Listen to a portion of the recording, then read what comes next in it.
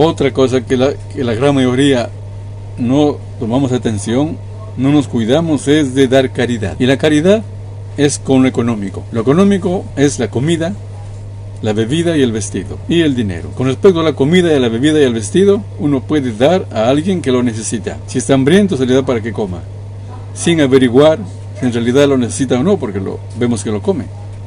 Igual la bebida, hablamos de bebida, agua, otra bebida para la sed.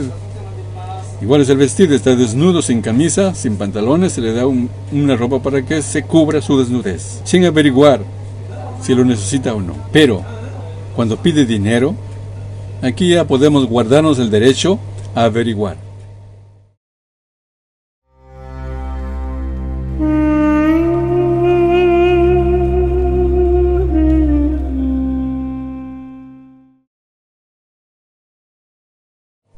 Shalom para todos ustedes. Continuamos ahora con el estudio del libro Orjot Tzedikim.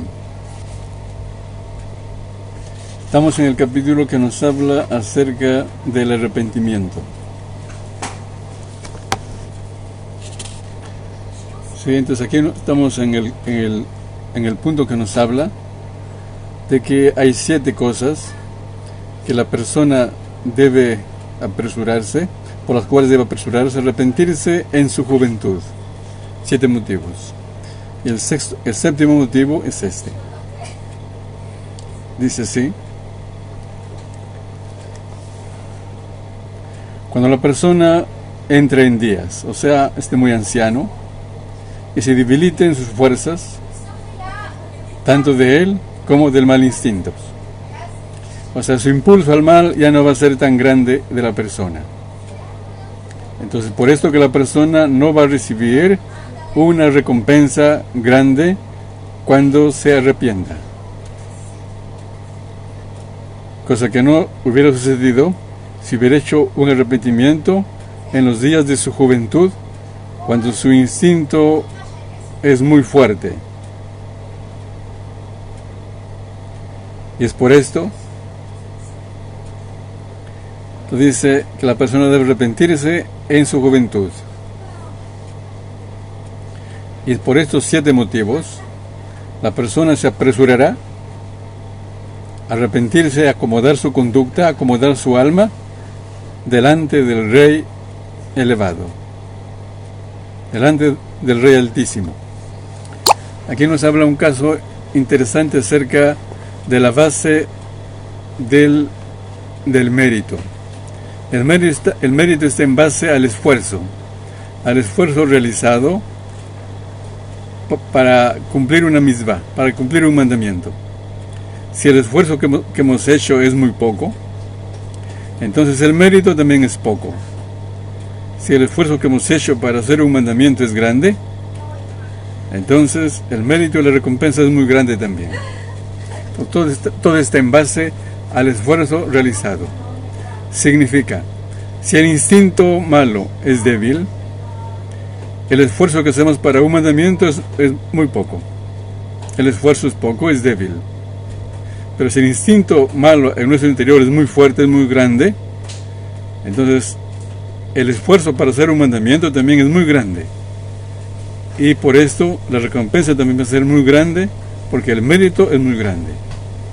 Entonces, cuando una persona se arrepiente estando joven, entonces para arrepentirse tiene que hacer mucho esfuerzo de luchar contra su mal instinto, porque su mal instinto es muy fuerte. Entonces, mientras más se esfuerce, en esa misma medida, la recompensa, el mérito es muy grande. Pero si la persona se arrepiente siendo mayor, siendo adulto, anciano, su mal instinto también es anciano, es débil. Y el arrepentimiento es con facilidad. La persona no se esfuerza mucho para arrepentirse, para hacer el bien, para dejar el mal, lo puede dejar con facilidad. Ya no tiene deseo de comer, ya no tiene deseo de beber, ya no tiene otros deseos. Entonces, con facilidad cumple los mandamientos, con facilidad deja de pecar. Entonces, de igual manera, en la misma medida, el mérito también es poco y la recompensa también es poca. En eso estamos. Luego dice, entonces la persona debe apresurarse a corregir su conducta, su alma, delante del Rey Altísimo. El corregir la conducta del alma, ¿a qué se refiere? Para las cualidades de que estamos hablando. Que la persona tiene que tratar de equilibrar estas fuerzas anímicas que Dios ha creado en nuestro interior. Y es lo que se llama el temperamento. El conjunto de todas estas fuerzas, en castellano se llama temperamento. Y la capacidad de dominarlas se le llama el carácter. Hay un carácter fuerte, hay un carácter débil, ¿sí? Hay un carácter voluble. Todo va a depender de la capacidad de dominar al temperamento. Y el temperamento es el conjunto de esas fuerzas anímicas con las cuales cada persona ha nacido. Y ya que hemos llegado aquí, hay una parábola de los héroes de la antigüedad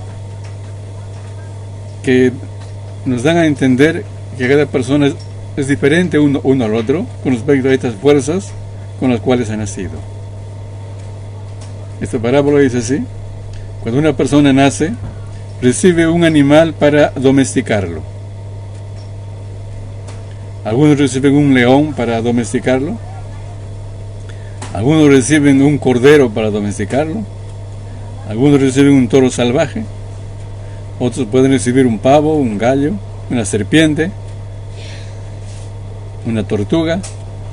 Cada persona recibe un animal para domesticarlo. ¿Sí? Aquella persona que recibe un cordero para domesticarlo, lo hace con facilidad y el esfuerzo va a ser poco. Y también, según eso, también va a ser la paga y el mérito que tiene, porque no tiene mucho esfuerzo para dominar su cordero, su corderito.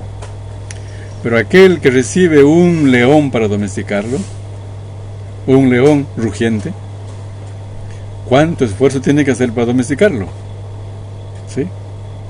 Y si es que lo logra, su mérito es muy grande. Domestica un león, una tremenda fiera, y además del mérito que tiene por el esfuerzo empleado en domesticar semejante fiera, también tiene una fuerza que le va a ayudar. Tiene un león a su disposición. Tiene un león domado que le va a cuidar, le va a servir. Pero aquel que tiene un cordero, lo toma con facilidad. El cordero no le puede cuidar a la persona mucho, no le puede ser de gran utilidad, pero tiene que esforzarse también para domar al cordero, ¿sí? Entonces eso de aquí es para que ustedes vean la diversidad de temperamentos que hay en las personas. Algunos nacen con un temperamento volcánico de un león, otros nacen con un temperamento muy pacífico como de un cordero, y así por el estilo, con todos los tipos de cualidades que hay en los animales. Muy bien, ahora regresamos a nuestro tema. Luego dice así: y después que la persona tome conciencia de que debe arrepentirse, de que debe regresar al buen camino, ¿sí? Entonces la persona no puede hacer un arrepentimiento completo si es que no presta atención a 7 cosas. Entonces acá nos dice el autor de este libro que para un arrepentimiento completo la persona debe tomar conciencia de 7 cosas, ¿sí? Y nos dice cuál es la primera. Esto es para que el arrepentimiento sea completo. Significa que hay un arrepentimiento incompleto y hay un completo. ¿Cuál es la diferencia? La diferencia es que el arrepentimiento completo es cuando la persona ya no vuelve a hacer el pecado. Por ejemplo, una persona roba durante un año, luego se arrepiente, deja de robar y ya no roba más. Ya no roba más. Esto se llama un arrepentimiento completo, porque ya no vuelve a caer. Pero si otra vez vuelve a robar de vez en cuando, una vez al mes o una vez al año, ¿sí? Entonces su arrepentimiento es arrepentimiento. Tiene el mérito por arrepentirse, pero su arrepentimiento no es completo. No es completo. Muy bien. Ese es para diferenciar. Entonces dice acá, para que el arrepentimiento de la persona sea completa, ¿sí?, debe tener en cuenta 7 cosas. ¿Cuál es la primera? La primera es que debe saber aquella persona que se arrepiente a sus obras y recordarlas a todas sus obras. O sea, debe saber en qué ha fallado, debe saber en qué ha tropezado, ¿sí? Debe saber en qué ha caído, en qué ha transgredido. Si es que no sabe la persona, es difícil que se arrepienta. Al contrario, puede estar seguro de que él es un justo porque no peca. Entonces el primer punto es tener conciencia y recordar a todo sus acciones malas que ha hecho. Dice, porque si la persona que no está acostumbrada desde su mocedad a hacer los mandamientos de Dios, entonces todos sus días generalmente son transgresiones. Si es que no se acostumbró desde su infancia, desde su mocedad, a cumplir la voluntad de Dios, generalmente gran parte de sus acciones son transgresiones y pecados. Entonces la persona tiene que darse cuenta, y para darse cuenta, la persona tiene que estudiar y tiene que reflexionar. Entonces yo y ustedes tenemos que primero estudiar y luego reflexionar. Solo así podemos darnos cuenta lo bueno y lo malo que hemos hecho. Y solo así podemos arrepentirnos, un arrepentimiento completo. Es una de las primeras condiciones, ¿sí? Luego sigue explicando y dice así. Y hay personas que ellas piensan que la persona no necesita hacer arrepentimiento, sino cuando va a los grandes pecados. ¿Qué grandes pecados? Como el adulterio, la fornicación, ¿qué más? El asesinato. Entonces, solo por estos grandes pecados, la persona debe arrepentirse. O cuando es un idólatra, ¿sí? Pero por los pecados pequeños, la persona no se da cuenta, no toma conciencia de las transgresiones, se puede decir sutiles o leves. Aquí nos explica cuáles pueden ser. Entonces, la persona, mientras no sepa estas transgresiones pequeñas, nunca se va a arrepentir de ellas. Entonces dice, y es por eso que la Torá nos advirtió, la Santa Torá nos advirtió acerca de los mandamientos harás y de los mandamientos no harás. O sea, de los mandatos y las prohibiciones y sus derivados y lo que se llama sus particularidades. Luego dice así, y todo también lo que nos advirtieron nuestros maestros acerca de estos pecados o mandamientos. O sea, significa que los sabios también nos han puesto leyes de cerco, o sea, prohibiciones. Eso ya prohibiciones rabínicas, que no son mandamientos de Dios, pero los sabios de la antigüedad tuvieron el mérito, el visto bueno de Dios para poner leyes de cerco, de alejar a la persona del pecado. O también para fortalecer a la persona.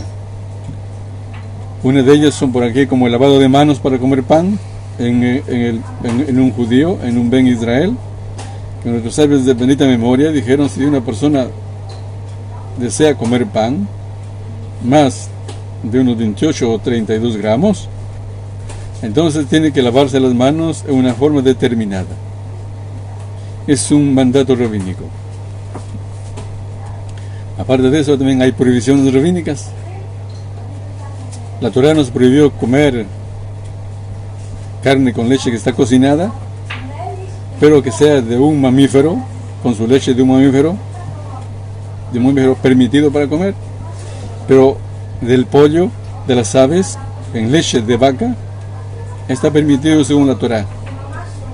Pero nuestros sabios de bendita memoria nos han prohibido. Esa es ya prohibición rabínica.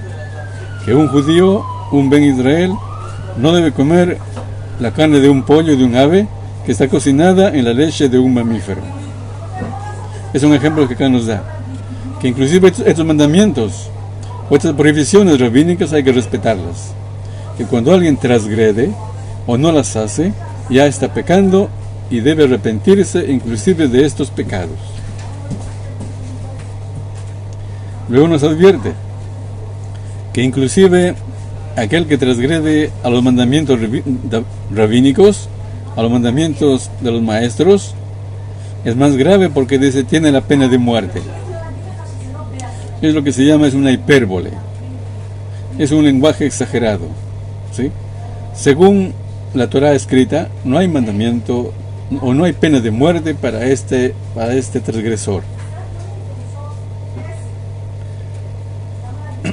Lo que hay pena de muerte es para un sabio, de que sabe la Torá escrita y la Torá oral, y se revela contra el decreto rabínico, ahí tiene pena de muerte.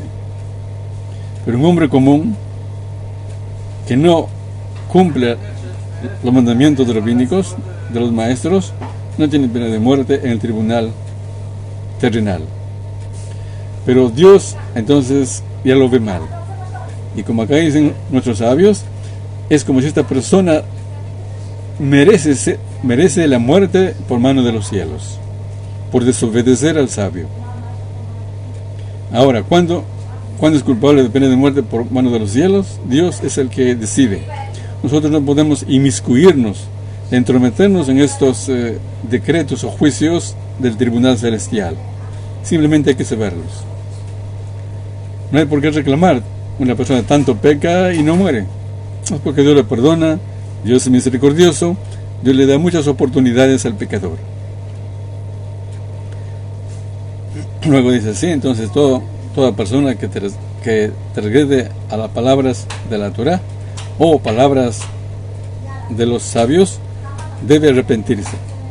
Y para eso quiere bastante estudio, cada persona según su, diríamos, al pueblo que pertenezca, si pertenece a Ben Noach o Ben Israel, según la cantidad de mandamientos y según los derivados y las minuciosidades, o sea, lo minucioso, las particularidades de cada mandamiento, para que se arrepienta inclusive de lo minucioso.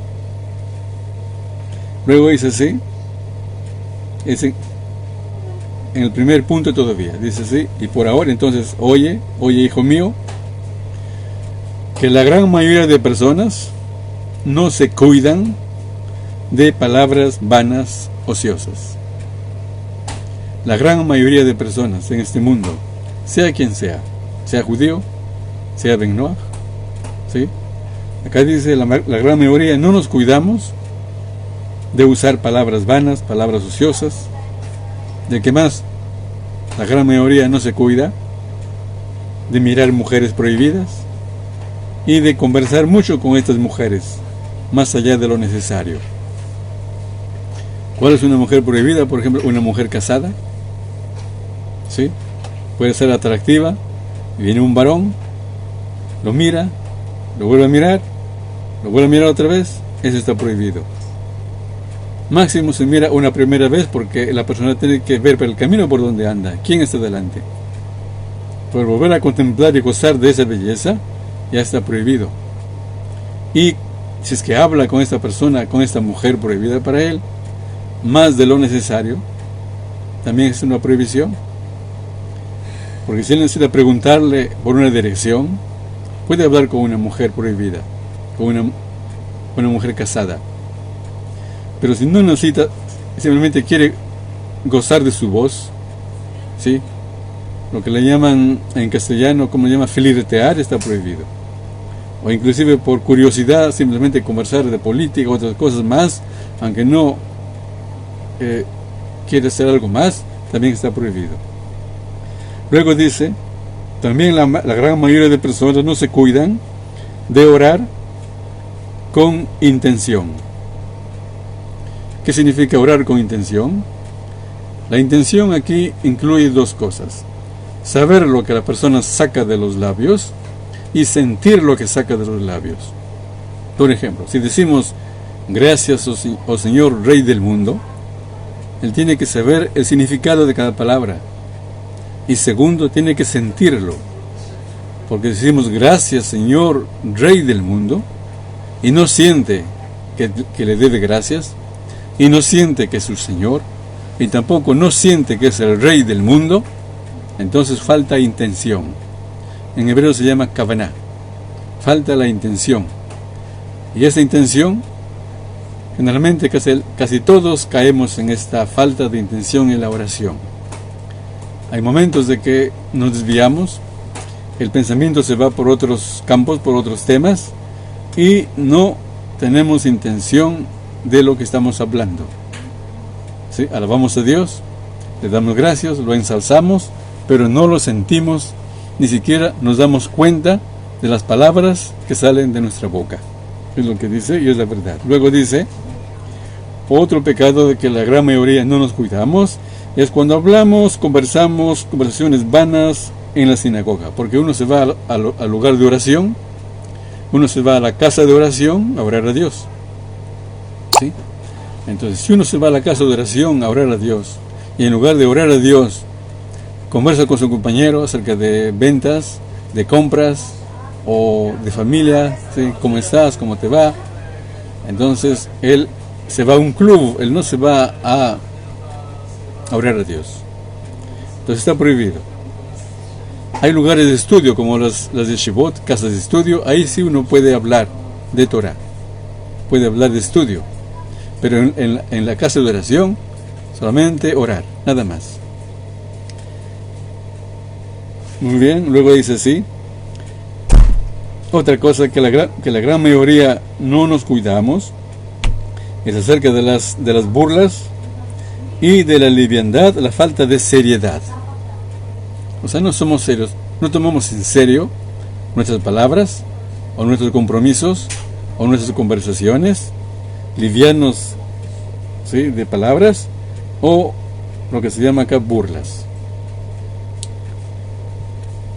Otra cosa que la gran mayoría no tomamos atención, no nos cuidamos, es de dar caridad. Y la caridad es con lo económico. Lo económico es la comida, la bebida y el vestido, y el dinero. Con respecto a la comida y a la bebida y al vestido, uno puede dar a alguien que lo necesita. Si está hambriento, se le da para que coma, sin averiguar si en realidad lo necesita o no, porque vemos que lo come. Igual la bebida, hablamos de bebida, agua, otra bebida para la sed. Igual es el vestido, está desnudo, sin camisa, sin pantalones, se le da una ropa para que se cubra su desnudez, sin averiguar si lo necesita o no. Pero cuando pide dinero, aquí ya podemos guardarnos el derecho a averiguar si en realidad lo necesita o quizás no lo necesita y en qué lo va a usar. ¿Sí? Es la diferencia.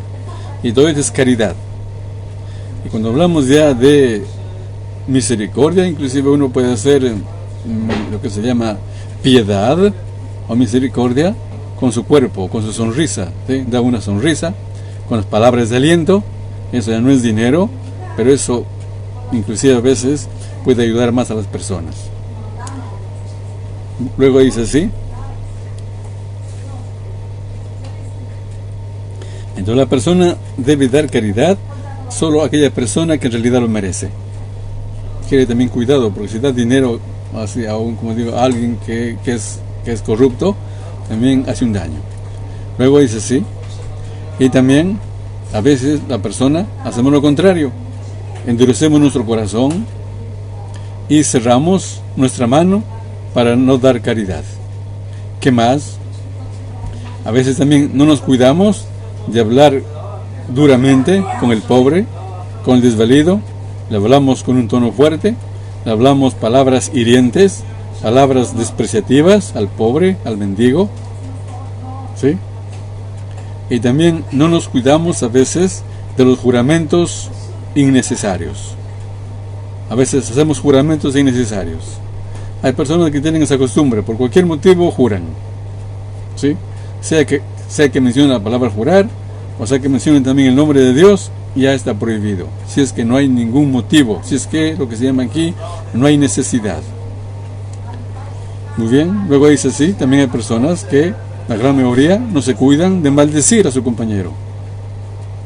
Son los maldicientes los que hablan mal, maldicen, el maltrato a los demás. O también, sea que así a su compañero o también a sí mismo, sea que para maldecir emplee el nombre de Dios o sin nombre de Dios. ¿Sí? Entonces todo esto ya es algo vano y está prohibido. Y la gran mayoría dice, no se cuida. Entonces aquí dice, también de esto quiere arrepentirse. Es el primer paso que aquí nos habla, el primer punto. Que hay que tomar conciencia de todas estas cosas que aparentemente son pequeñeces. A veces pensamos que solo hay que arrepentirse del adulterio, del robo, y del asesinato y de la idolatría. Y dice, no. También de estas cosas que aparentemente son pequeñas, también de esto hay que arrepentirse. Luego no dice así.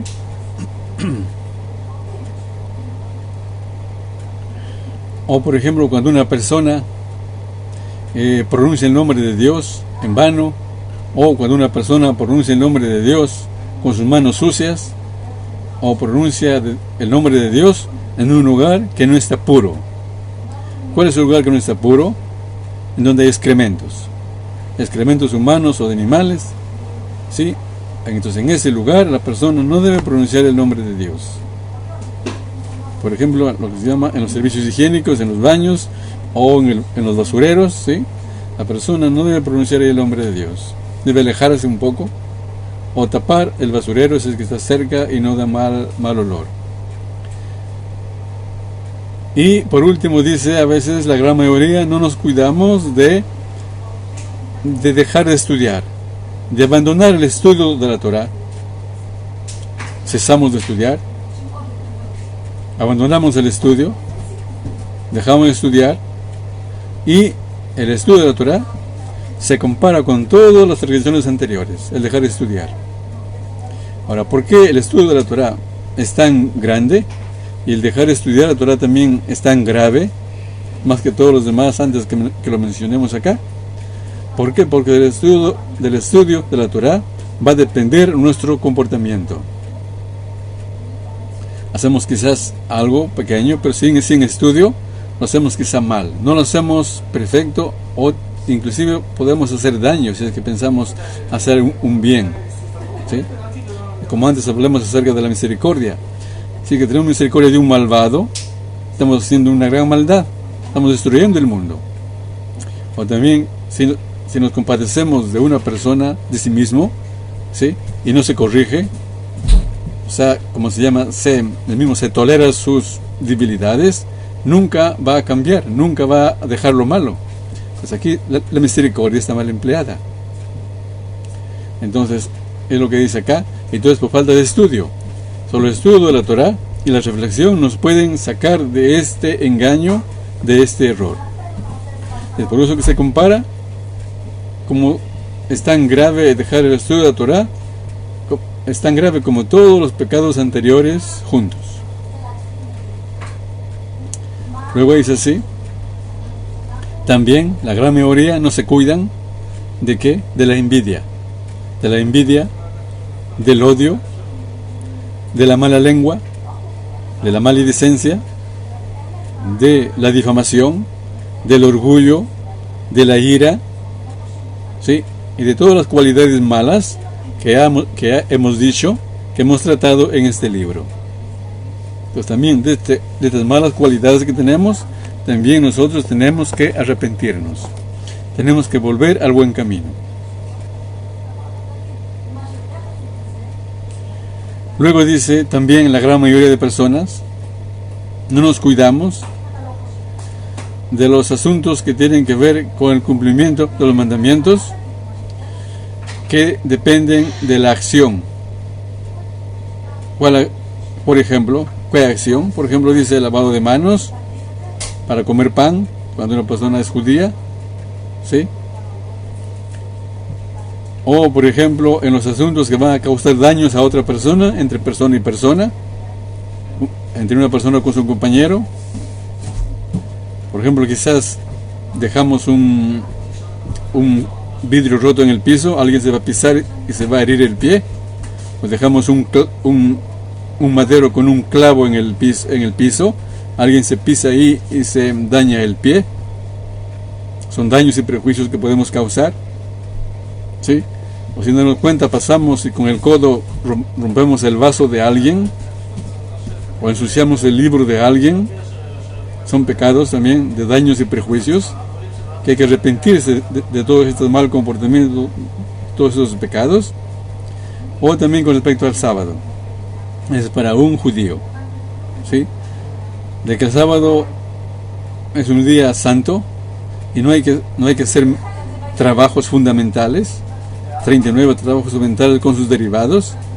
Y si no sabemos todo esto, entonces vamos a transgredir, vamos a pecar, y nunca nos vamos a arrepentir porque no sabemos qué es lo que estamos pecando. Entonces hay que estudiar mucho y hay que reflexionar bastante.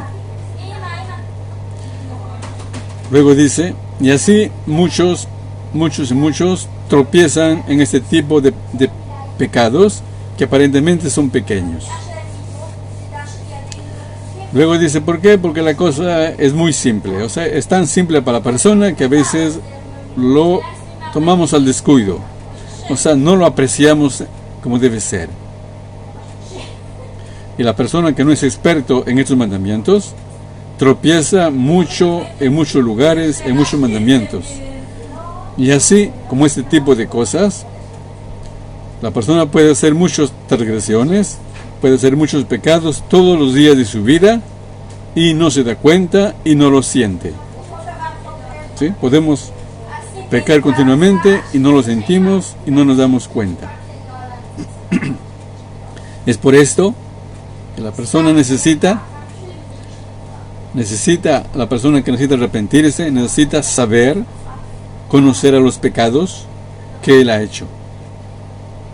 Y para saber los pecados que la persona ha hecho, tiene que estudiar y reflexionar, ya lo dijimos. Y lo repito continuamente porque eso es parte de este estudio que estamos aquí estudiando. Muy bien.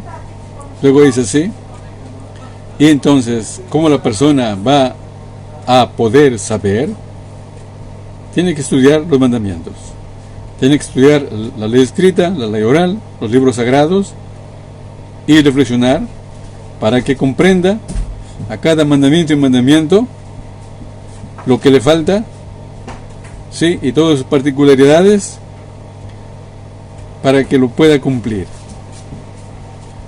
Y así se dé cuenta qué es lo que no cumple y en dónde está transgrediendo.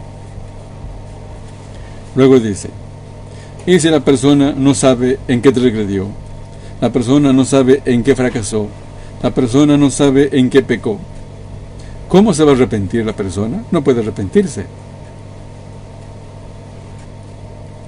Sino solo cuando la persona conoce a sus transgresiones, puede arrepentirse de ellas. Así como dice el escrito en el Salmo 51, versículo 5. ¿Qué dice ahí? Ahí dice ahí, porque mi culpa yo lo conozco, y mi pecado está delante de mí siempre. Eso dice el salmista en el Salmo 51, versículo 5. Aparentemente puede ser mucha tortura, ¿sí? El estar consciente, como acá dice, de mi culpa yo sé, mi pecado está delante de mí continuamente. Esto es para que la persona pueda arrepentirse. Si no somos conscientes de lo malo que hacemos, nunca podremos arrepentirnos, ¿sí? Solo que una vez que la persona se arrepiente, entonces tiene que perdonarse a sí mismo, ¿sí? Tiene que amarse a sí mismo y tiene que alegrarse después que se arrepintió. Porque el arrepentimiento incluye el sufrimiento, incluye inclusive el llanto, se duele, llora, pide perdón a Dios, pide perdón al prójimo si es que le ofendió, devuelve el daño que quitó, paga el daño que hizo, y ahora sí tiene que alegrarse. Muy bien, ahora entramos al punto 2.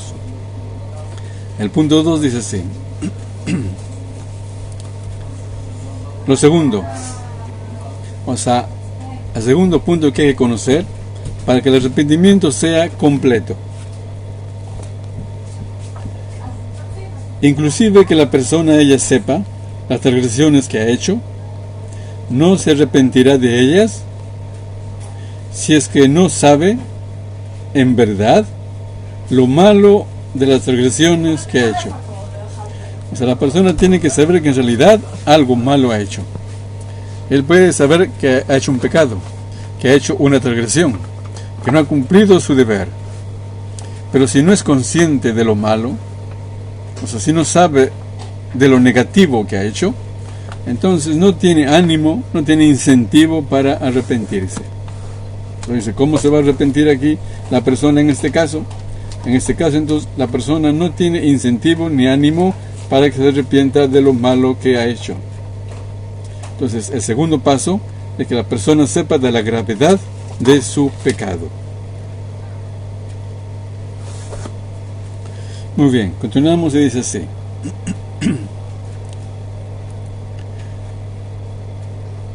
Porque si la persona va a pensar y dice, ¿qué es lo que he gozado de este mundo? En este mundo, si es que la persona gozó de algo y no bendijo, ¿qué de malo tiene? ¿Qué de grave es? ¿Comió algo sin bendecir a Dios? O, por ejemplo, comió pan sin lavarse las manos, o por ejemplo dejó de estudiar la Torá, un día, 2 días, una semana. ¿Qué de malo, qué de grave es esto? Eso no es tan grave. Si la persona piensa así, es consciente que hizo algo malo, pero no es tan grave, no se va a arrepentir. ¿Sí? Entonces el segundo punto, que debes saber que aunque sea una pequeñez, ya es muy grave lo que ha hecho.